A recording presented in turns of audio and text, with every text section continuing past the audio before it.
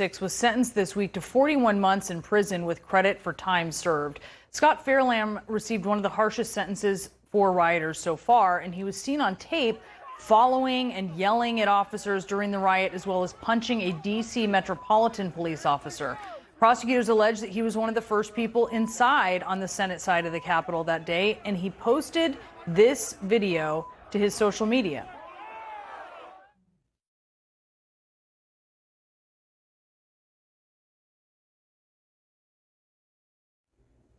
So Fairlamb said that he was remorseful for his actions. And joining us now is Harley Bright. He is Scott Fairlamb's attorney. Harley, thank you for being with us this morning to talk about your client here. What's he remorseful for? Well, thank you for having me. He's remorseful for the decisions he made that day, which are not a reflection of the life he had led up to that point.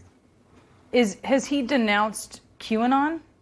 Well, he was never part of that. He was never part of any organized group or anything like that. He went there that day alone, initially unarmed. He wasn't part of any group or anything else like that. Well, he was partaking in conspiracy theories.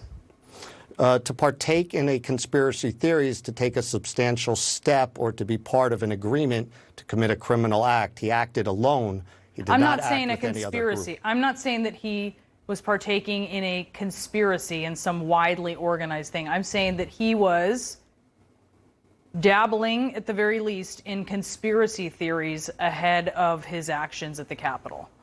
Well, his beliefs prior to the incident, whether you want to categorize them as part of any mass conspiracy or anything like that, that's up to you. But these were his own individual beliefs. He doesn't blame his actions on any group or any other organization. What he did himself.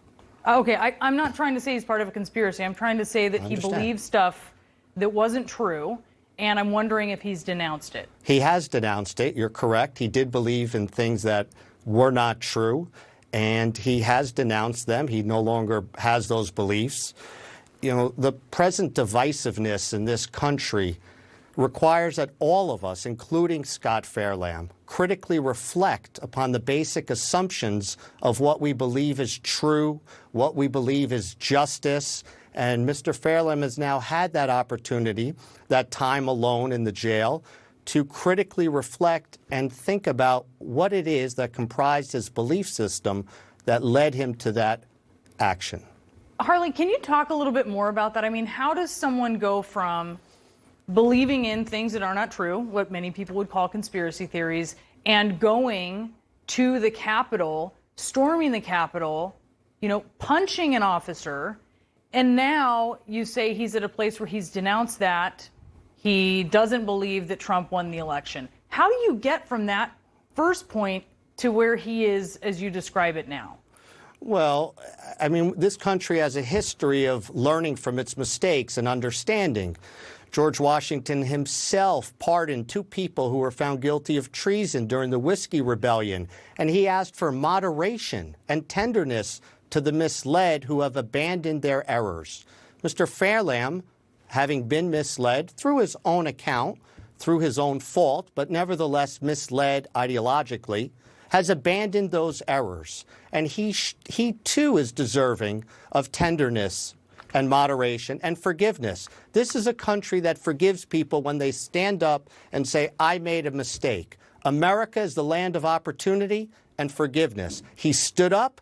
He quickly claimed a responsibility for his actions. He pled guilty. He assumed responsibility for what he did. And now he should be afforded, just like all these other people who have been convicted of crimes in the past, they should be given consideration for forgiveness and tolerance.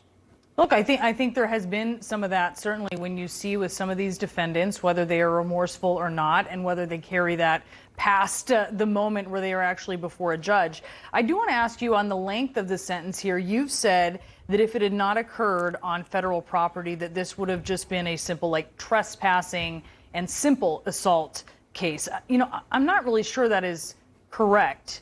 But just to be clear on this, I mean, this wasn't just some store.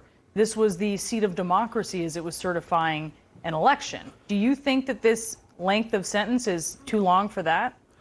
Well, if you're asking me if it's too long, inherent in your question is whether or not the federal sentencing guidelines are fair and just. And we know that they're implicitly racist. They are not fair and just towards people of color or people in urban areas.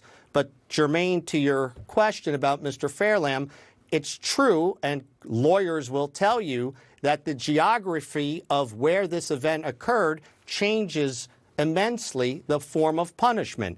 If Mr. Fairlamb or any other American citizen had punched a gentleman in the face shield. A police officer. A police officer, even a police officer. He would not be doing 3.5 years in prison. However, because it occurred where it did, and of course we recognize it's the Capitol building, the penalties are as such. Do I think it was a fair and just punishment?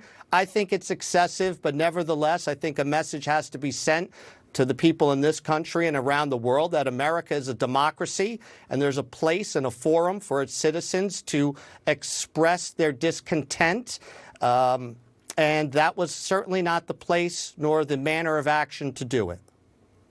Harley Bright, I really appreciate the conversation. Thank you so much for being with us. Thank you, ma'am, for having me. And Harley, of course, is the attorney for Scott Fairlamb.